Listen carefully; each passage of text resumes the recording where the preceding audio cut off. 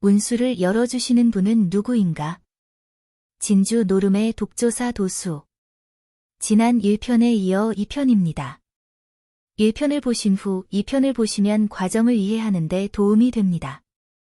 유튜브에서 사진주를 검색하시면 모든 영상을 보실 수 있습니다. 4. 종통은 연원의 맥으로 이어진 계통이다. 5. 대순진리회를 5년간 영도하시다. 6. 독조사도수를 팩트체크하다. 7. 강원도에 무국대도를 세우시다. 8. 종무원장님께서 모습을 감추시다. 9. 신으로부터 운수를 받고 도통을 받는다. 10. 더 이상 치성이 없음을 말씀하시다. 4.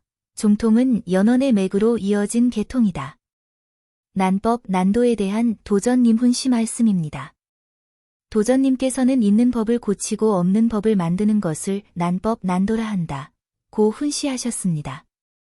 첫째 있는 법을 고치는 것, 둘째 없는 법을 만드는 것이 난법 난도인 것입니다. 이러한 법과 제도를 임의로 고치거나 없는 법을 만드는 것은 모두 난법 난도가 되는 것입니다. 또 말씀하시기를 우리의 법은 상제님의 뜻을 도주님께서 짜놓은 것으로서 우리의 제도를 믿고 나가는 것이 수도 생활인 것이다. 우리의 법을 믿는 사람을 도인이라 하고 우리의 법을 믿지 않는 사람을 비도인이라 한다. 이 법을 바꾸려고 하는 것이 난법 난도자, 난동자가 되는 것이다 라고 하셨습니다. 종통은 강증산 상제님으로부터 도주님과 도전님 그리고 대두목이신 경우정 종무원장님으로 연원의 맥이 이어진 계통을 말합니다. 이와 같은 종통 계승은 천부적 신성성과 연속성을 가짐으로 인위적으로 고치거나 바꿀 수 없으며 종통이 바르지 못하면 법이 있을 수 없고 경의가 바로 설 수 없다고 도전님께서 말씀하셨습니다. 그 근거는 대순진리회 도헌에서도 볼 수 있습니다. 도헌 제24조 종무원장은 연원 공적과 교화 실적에 따라 도전이 임명한다. 위 도헌의 내용처럼 종무원장님께서는 연원 공적에 의해 도전님께서 직접 임명하신 분입니다. 이처럼 도헌에서도 그 실체를 밝히셨듯이 경우정 종무원장님께서는 연원 공적에 의한 대두목이신 것을 알 수 있습니다. 우리가 수도하는 목적은 도통입니다. 그러므로 도통을 이루기 위해서는 연원을 바로하여 종통을 세워야 합니다. 5. 대순진리회를 5년간 영도하시다. 모든 치성을 집전하시다. 도전님 화천하신 이후 당시 이유종 성감이 여주도장 소장인 원장의 자리에 앉아 있었지만 모든 치성이나 큰 행사는 경우정 종무원장님께서 집전하셨습니다. 이유종 성감은 여주도장 관리자의 역할로 행정적인 업무만 볼 뿐 일체 치성 등의 중요한 행사에는 절대 관여하지 못했습니다. 경우정 종무원장님께서는 도전님으로부터 종통을 이어받으신 후 대순진리회를 5년간 영도해오셨습니다. 도인 간 믿음의 차이로 분규 사태가 일어나다. 도장은 상제님과 천지의 모든 크신 신명을 모신 곳입니다. 걸음 하나 말소리 하나 크게 내지 않고 조심 또 조심하는 곳입니다. 그러나 당시 대순진리회 일부 큰 세력을 갖고 있는 방면에서는 경우정 종무원장님께서 도장 내에 계셨음에도 이를 무시하고 자신들과 의견이 다르다 하여 타방면의 폭력을 휘둘러 내쫓는 분규 사태를 일으켰습니다. 이 폭력 사태로 1999년 7월 16일 이유종 성감이 쫓겨났고 그 후 2000년 10월 저들은 종통계승하신 종무원장님을 모시던 도인들에게도 폭력을 휘둘러 결국 여주도장에서 떠나시게 만들었습니다. 그리고 각 도장은 서로 대치하고 경계하게 되면서 자신들만의 도장으로 사유화되었고 타방면 도인들은 참배조차 못하게 하였습니다. 이로써 그들은 해원상생의 도가 아니라 척을 짓는 상극의 도를 만들었습니다. 아무리 본인들에게 명분이 있다 해도 이들이 한 행동은 매우 잘못된 행동입니다. 혹 상대 쪽에서 잘못을 하였어도 종무원장님이 계셨고 종의회도 있어 합리적으로 대화가 가능한 시스템이 있었음에도 이들은 폭력을 먼저 휘둘렀습니다. 이러한 모습을 볼 때 과연 신명께서 어떻게 도장에 계실 것이며 어찌 운수가 열리겠습니까? 그 잘못을 만회하기 위해 도장에서 수도를 아무리 잘한다 해도 신명으로부터 결코 용서받을 수 없을 것입니다. 참고로 이러한 분쟁 시기의 신문기사입니다. 새 국면 맞는 대순진리회 분규. 서울 연합뉴스 이희용 기자. 지난 7월 경기도 여주의 본부도장 점거 사태로 본격화된 대순진리회 분규가 법원에 가처분 신청 각하 결정이 되었다. 현재 본부도장을 차지하고 있는 이른바 수습대책위원회 측은 사법부의 현명한 판단이라고 환영의 뜻을 표시하며 경석규 종무원장을 중심으로 굳게 뭉쳐 종단을 정상화시킬 것이라고 강조했습니다. 여기서 중요한 것은 이 수습대책위원회가 경석규 종무원장님을 중심으로 굳게 뭉쳐 종단을 정상화시킬 것이라고 강조했다는 것입니다. 그것은 경우정 종무원장께서 도헌에서도 명시된 실질적인 도전님의 종통을 계승하신 직무대리자이시기 때문입니다. 이처럼 당시 뉴스가 여주 측 도인들의 모습을 반영하고 있는 것입니다. 그러나 그들도 결국 마음이 변해 종무원장님을 여주도장에서 내쫓고 도장을 차지했습니다. 당시 종무원장께서는 여주도장에 계셨는데 연세가 82세로 거동이 매우 불편하셨습니다. 사회적으로 얘기하면 힘도 없고 세력도 재력도 없으셨습니다.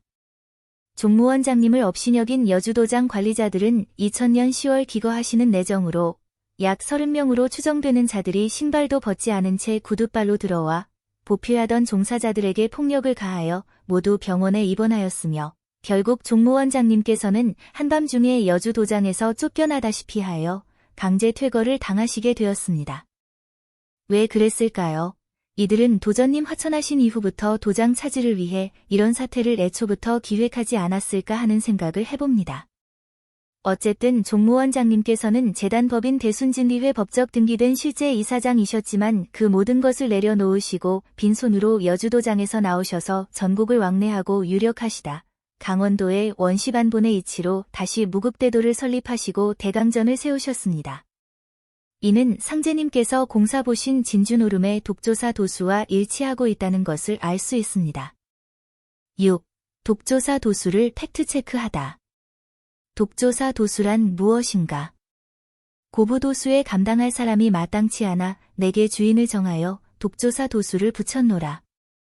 전경 행록 3장 65절에서 진주노름에 독조사라는 것이 있으니 남의 돈을 따보지도 못하고 제 돈만 잃고 바닥이 난 후에야 개평을 뜯어가지고 새벽녘에 본전을 회복하는 수가 있음을 말함이니라 라는 대목이 있습니다. 이 말씀은 도의 참된 주인이신 진주에게 종통이 전해지는 과정이 독조사 도수처럼 된다는 것을 공사보신 내용입니다. 즉 가지고 있던 것을 모두 잃고 나서 판이 다 할 때쯤 되어 다시 복구하여 본전을 회복한다는 의미입니다. 이는 도전님께서도 태극도에서 나오실 때는 모든 것을 내려놓고 와이셔츠 한 장만 가지고 판 밖으로 나온 것이나 종무원장님께서 실질적인 이사장이시고 종통 계승자이셨음에도 모든 것을 내려놓고 다시 새로운 판 밖으로 나오신 것을 보면 그 의미를 알 수 있습니다. 독조사도수를 팩트체크하다. 천안계열은 여주도장 측과 분쟁이 일어났으나 결국 중곡동 도장을 차지했으므로 독조사 도수와는 전혀 상관이 없는 것입니다. 현재는 그곳에서 또다시 분쟁이 일어나 세계파로 나뉘어졌다 합니다. 대진성주회는 도전님께서 화천하신 후 독조사 도수처럼 모든 것을 내려놓고 나간 것이 아니라 자신들이 이룩한 모든 재산 및 건물을 다 챙겨갔고 이후에 독립적으로 종교법인 단체를 만들었습니다. 그 외에도 일부 도인들이 단체를 만들어 독립했는데 이들은 독조사 도수와는 전혀 다른 모습이었습니다.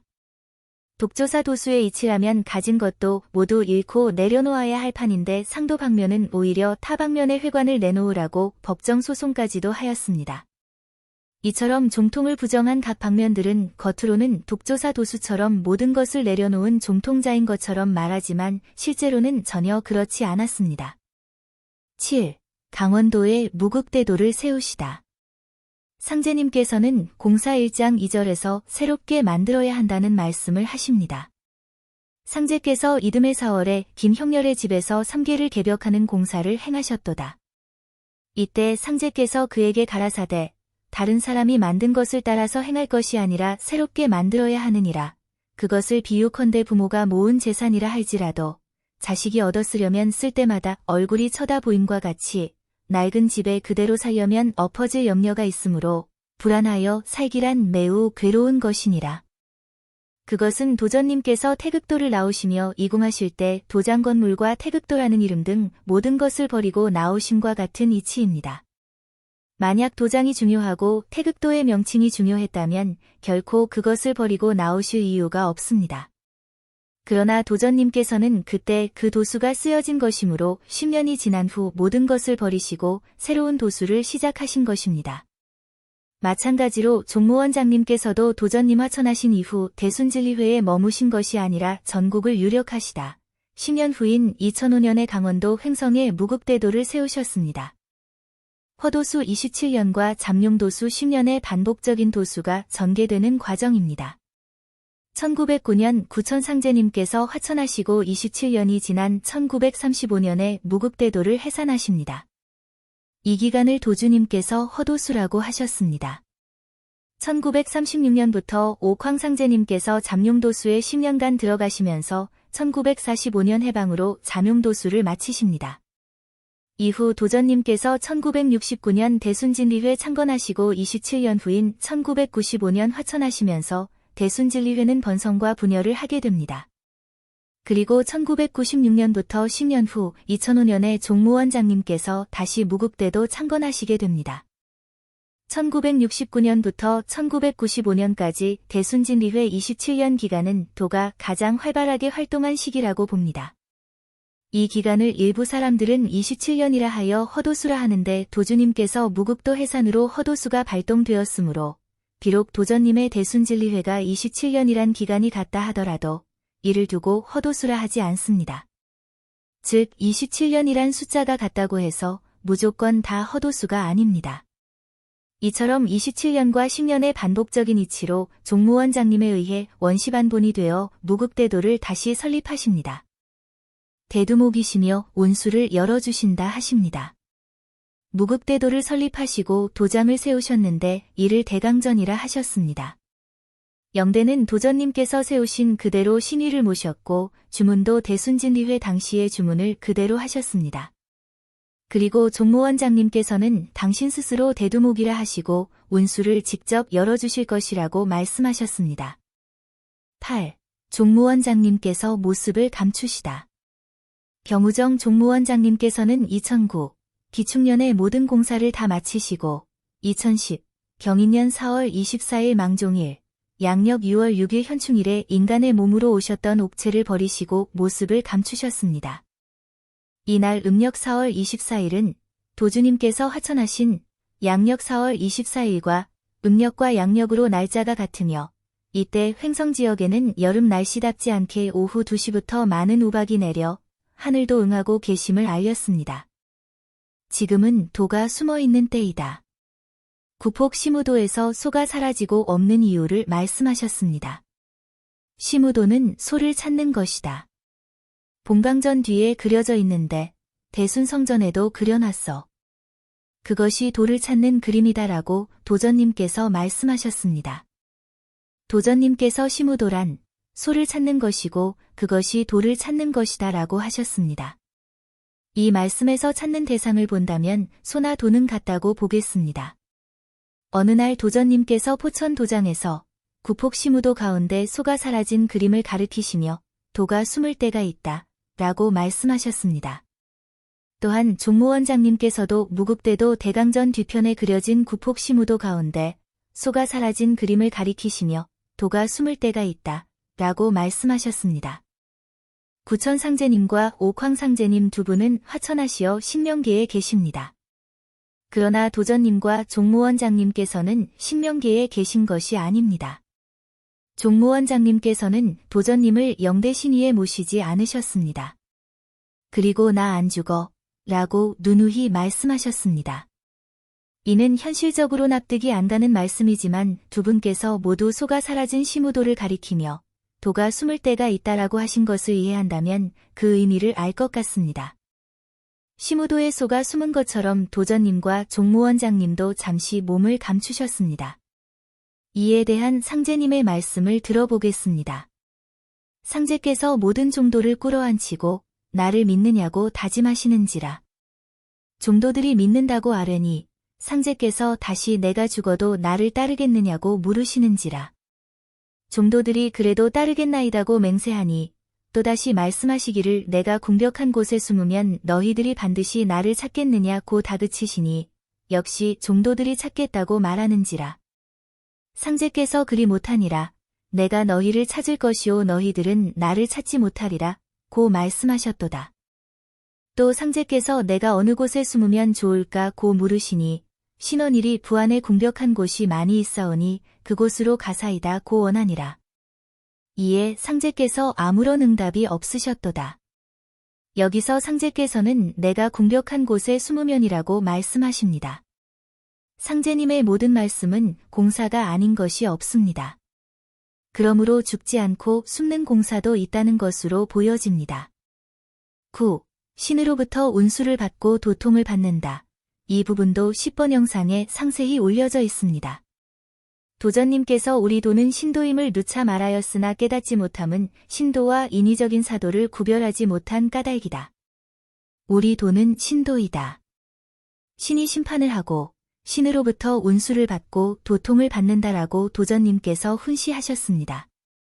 즉 운수를 열어주시는 분은 살아계신 분이 주시는 것이 아니라 잠시 몸을 감춰 신명의 위치로 가신 분으로부터 열리게 되는 것입니다. 그리고 하루는 종도들에게 지난날의 일을 밝히시니라.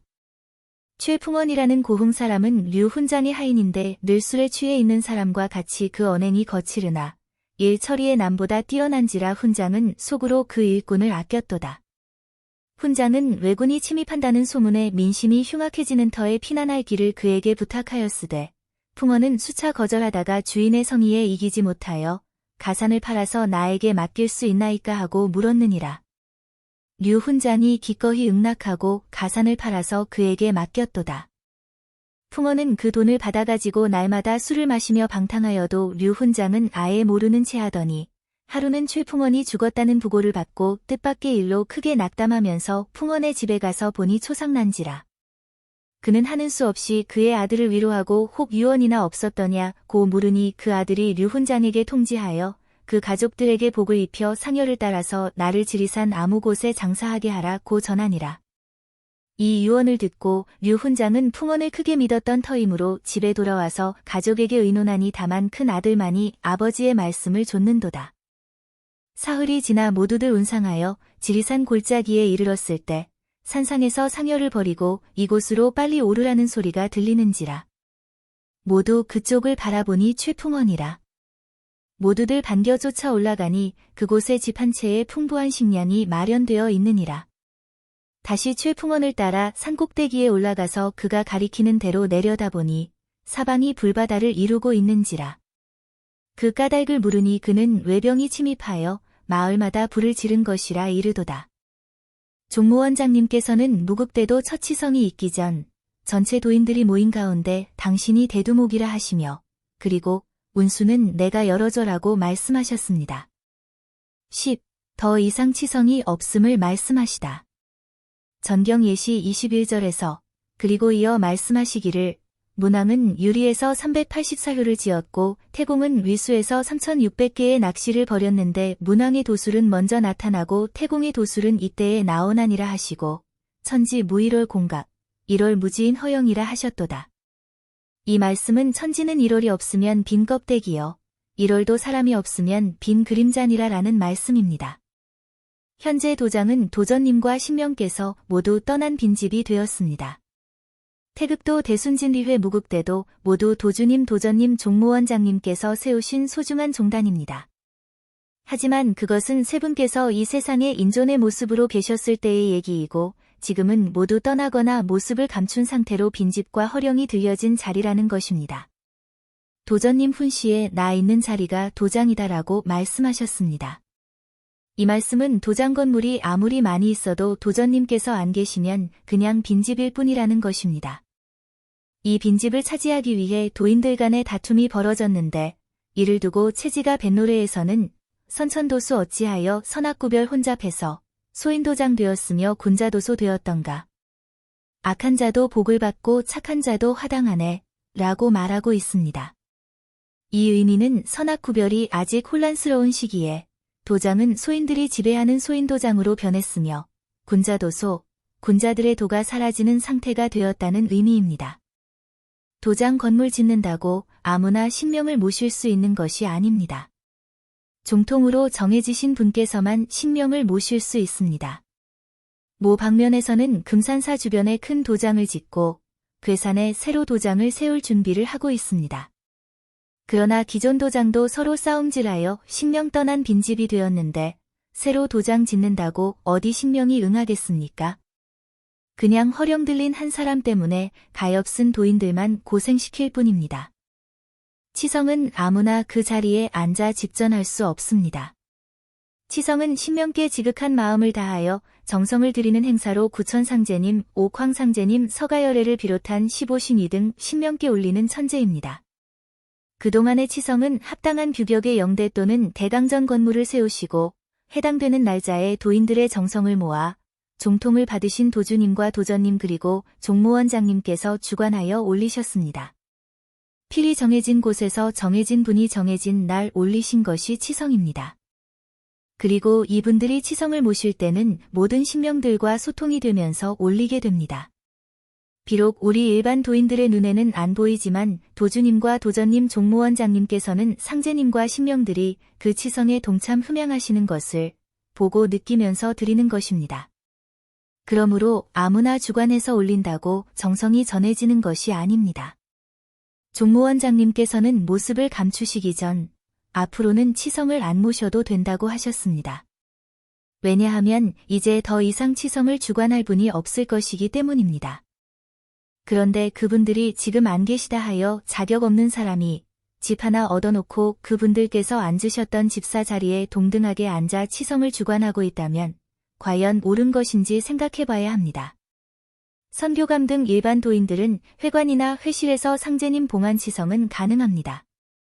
또한 입도 치성도 가능합니다. 그러나 그 외에 정해진 큰 치성은 일반 도인들이 주관하여 모시기에는 자격이 안 됩니다. 치성을 안 모신다고 해서 정성이 없는 것도 아니고 도에 어긋나는 것도 아닙니다. 치성 모실 자격이 있냐 없냐의 차이입니다. 그러므로 도인은 해야 할 것과 하지 말아야 할 것을 구분해야 합니다. 이제 더 이상 월성금을 모시지 않습니다. 현재 모든 도장은 신명이 떠나 빈집이 되어 있습니다. 월성금이란 도인들의 정성을 모아 하늘에 올리는 돈으로 자신들이 소속된 방면을 통해 도장으로 올리게 됩니다. 과거 각 도장에는 도전님과 종무원장님께서 신명과 함께 계심으로 성금을 모시는 것이 당연한 것이었습니다. 하지만 지금은 도인들이 월성금을 방면에 올려도 모셔진 정성이 하늘에 올려지지 않습니다.